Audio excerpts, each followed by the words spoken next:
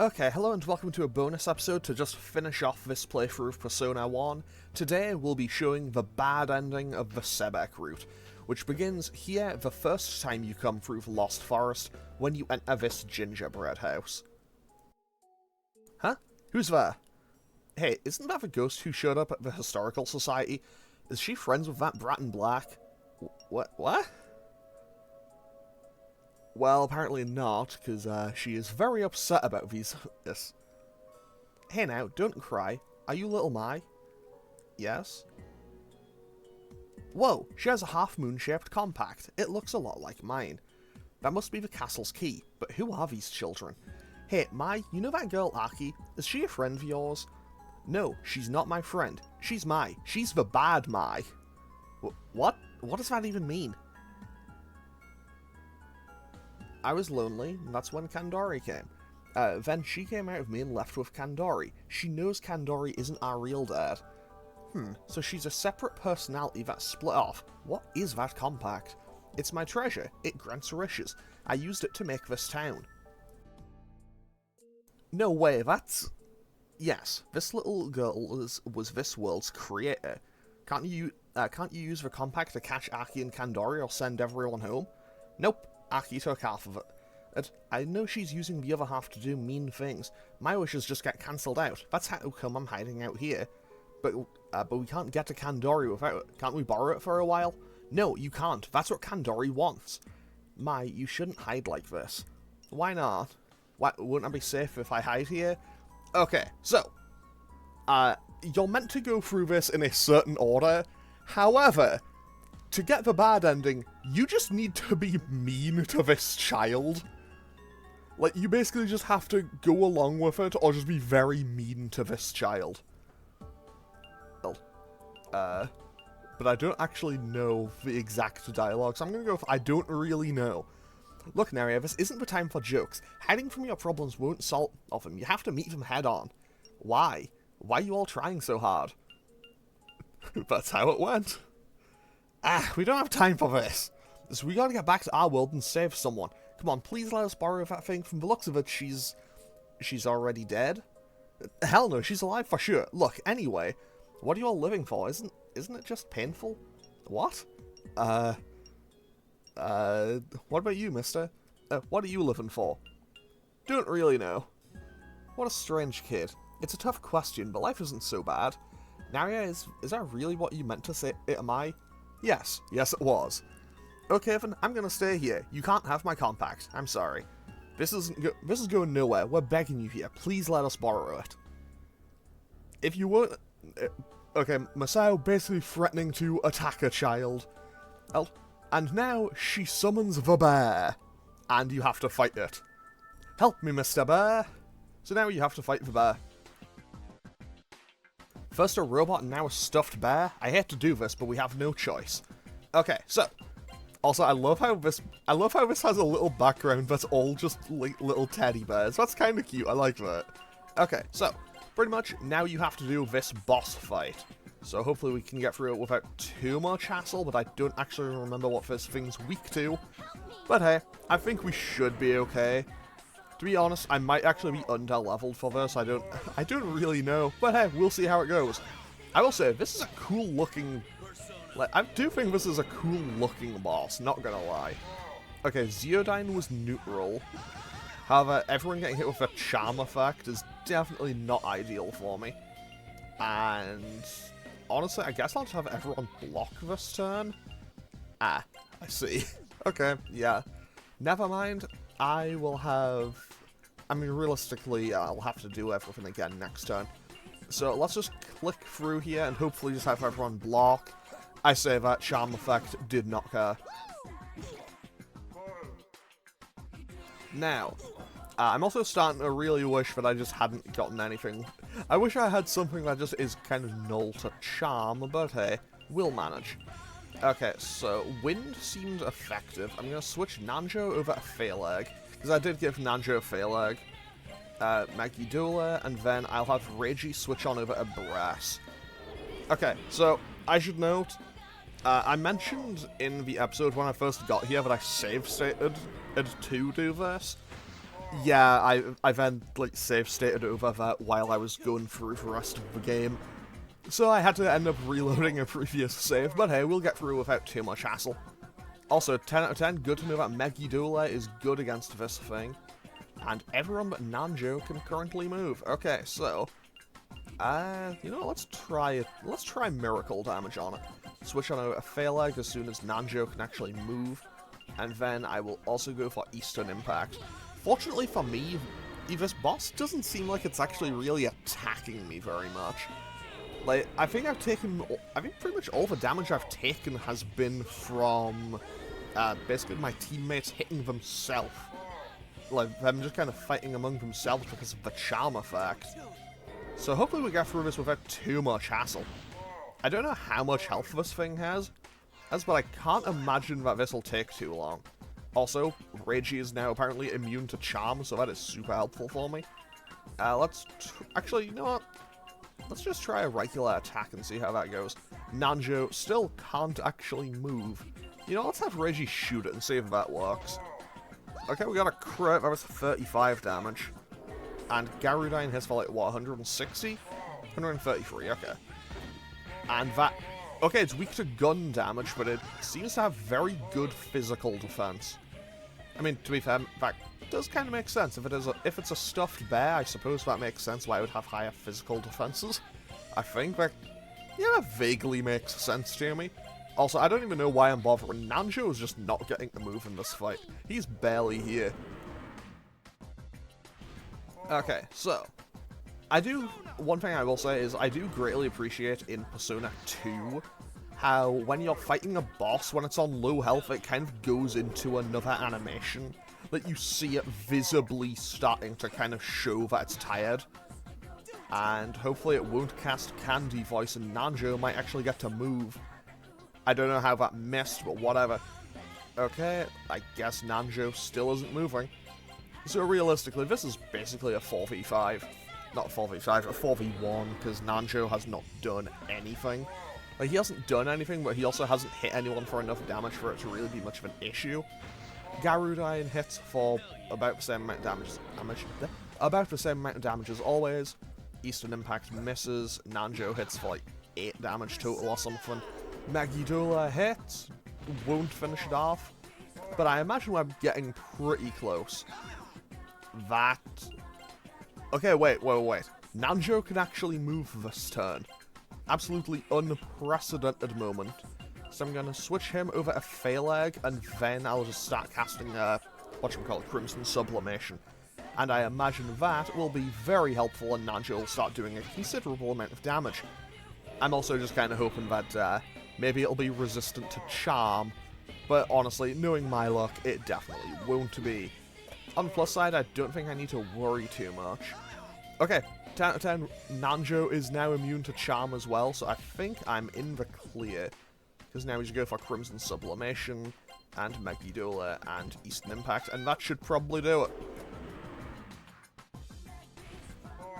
And if that doesn't do it, then realistically I'll probably just auto-battle my way through, because I think we're probably close to win. Okay, Ilyanka gets a rank up, that's fine.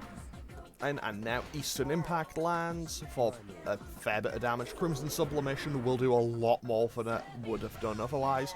220 is kind of nice, which is a drumroll punch. Wow, it's actually doing a move? It actually did a move. I'm baffled by this turn of events. It actually did a move. Like, I didn't think it had it in it. Like, it actually did a move. Also, 10 out of 10, good to know that this thing's weak to fire. I've been spamming Miragion on it for ages, and well, there we go, we win. Oh, that's kind of sad. You give a little detail of it falls down and the bear's head falls off. Okay, so we get our EXP, and now we can just do whatever. Okay, so, Dexterity, Agility, and Vitality. Maki goes up to, yeah, at this point in my playthrough, Maki is at a way higher level than everyone else is. But now, we just get to continue on. No, Mr. Bear, he's dead. Now no one will be my friend. You're so mean. And with that, she disappears. She disappeared. I feel like we did something bad to her. Indeed, why did you go and threaten her, Masao? Now we've lost a valuable source of information. Well, what was I supposed to do? I didn't think it would go this far. What's that on the floor? So this is how we get the compact. You know, as opposed to just being given in it. Whoa, it's my compact. So now we have half of it. Okay, so now we can leave, I think. Huh? She must have dropped it. It feels kind of wrong, but we should borrow it. It grants any wish, right? Why don't we have it send us to the castle? Good idea. Give it a try, Masao. Okay, how'd it go? Nothing happened. There's always a catch. That child must be the only one who can use it. Oh well, we'll just have to hoof it back to the castle. Can I see that compact now, yeah? Wow, it's only half of the whole thing, but it's the same as mine. Though mine doesn't have a mirror like this one. Well, wishes are supposed to be things that you granted for yourself, after all. It'd be boring if everything all went the way you wanted it to. Well, Reggie doesn't have anything to say. Kandori, what's he scheming to do by acquiring that compact? Okay, so after upsetting Mai and defeating Mr. Bear in the Lost Forest, we continued on, went through the Manor Castle, went through the Haunted Mansion, and defeated God Kandori of Deva Yuga. All of that is the same. However, once we go through this door, the bad ending will play out instead. Most of the dialogue actually stays the same for a fair bit of it, but it changes after a certain point. And in we go. This can't be. You idiot, why did you kill Dad? Don't you know what you did? This is me? No. I made everyone suffer? You killed the only one the real me could rely on. No one will save us now. It's all over. There's 3 Makis? Are they all her? Maki, you alright?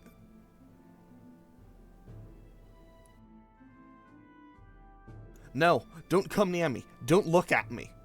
Calm down, Maki. This has to be some kind of mistake, right? Stop saying that. That's a lie. This is me, I can tell. I messed up the town and made everyone suffer. I did that. Don't take it so hard. He was using you. No, that's not it. Please don't be nice to me. I understand everything now. I was jealous of everyone. Wearing cute clothes, walking around town, gossiping about each other's boyfriends, laughing and joking. I envied everyone who went to school and had fun with their friends. I wished that school and the town would all be swallowed up. Even if I wanted to do something about it, I couldn't. I cried and I cried. My jealousy and loathing grew. I made up an ideal town to comfort myself. Now do you understand? I'm hopeless. I don't deserve to live. And this is where it turns into the bad ending.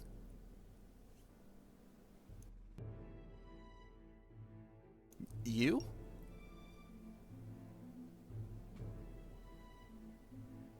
It's all over for you two. Kandori is gone. And with that, she gets sent away. So we won't see, so you don't see Aki again. Now this quiet town will go back to how it was. Thank you, mister. You're gonna keep living there? Yes. If I don't, I'll feel sorry for myself. You're going back too. I want you to keep acting as my ideal self. No, I don't want to go back there. And with that, Maki gets sent away.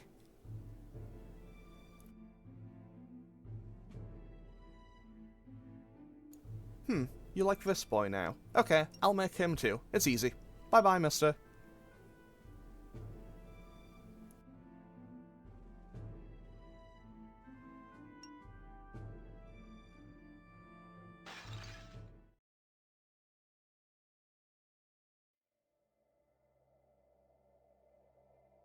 Though the world's eyes were on Mikage-cho after the incident, normalcy eventually returned to the town.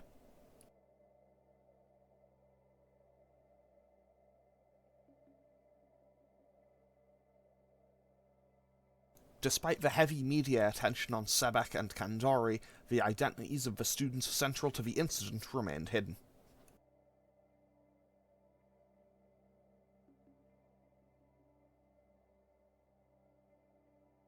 As time passed, people seemed to try their hardest to forget the events that transpired.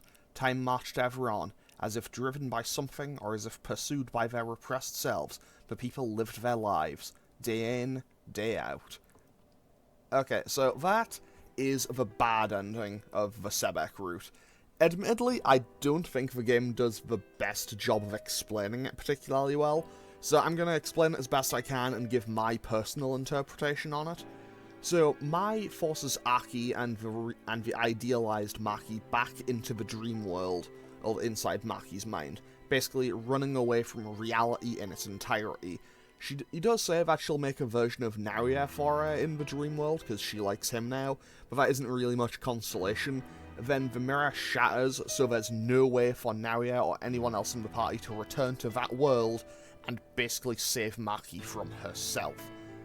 I think it's one of those things where it's like, there's nothing more beautiful and terrifying than innocence, and Mai being the manifestation of Maki's innocence, basically dragging her malevolent side in the form of Aki, and her ideal self just kind of kicking and screaming back into her own dream world paradise in an attempt to run from the truth, but that ultimately being what causes her own destruction.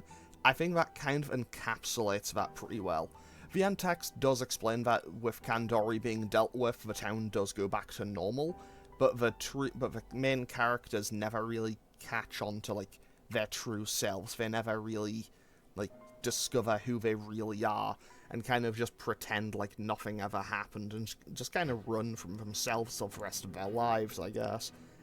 Then, the PSP version never really explains it, and for some reason there is a missing cutscene that isn't present in the PSP version, but is in the PS1 version, where you see a golden butterfly that we know represents Philemon flying away from a now empty hospital room, which implies that Maki more than likely died in the hospital, probably not too long after her idealized self was forced back into her mind.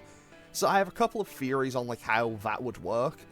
So either A, Pandora awakened, consumed Aki, and as you see when you encounter it, it took the Deva system, and basically destroyed Maki's dream world from within, because Pandora is basically Maki's ultimate expression of nihilism, in its truest form, and maybe with her own dream world basically being destroyed, or just from within, maybe that like puts her into a coma and she dies soon after.